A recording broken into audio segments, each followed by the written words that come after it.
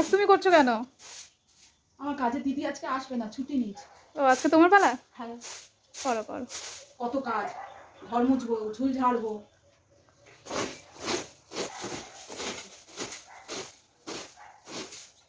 এই ক্যামেরা এতে আমার বিশ্বাস বেরিয়ে গেল।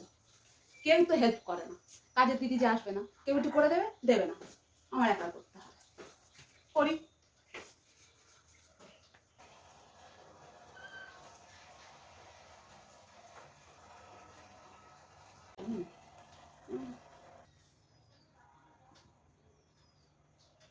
শুয়ে শুয়ে তুই আমার বলছিস?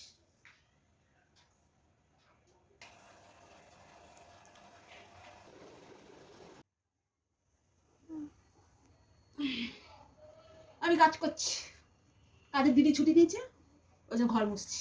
3 দিন আসবে না। তাতে তুমি খুশি? খুব খুশি।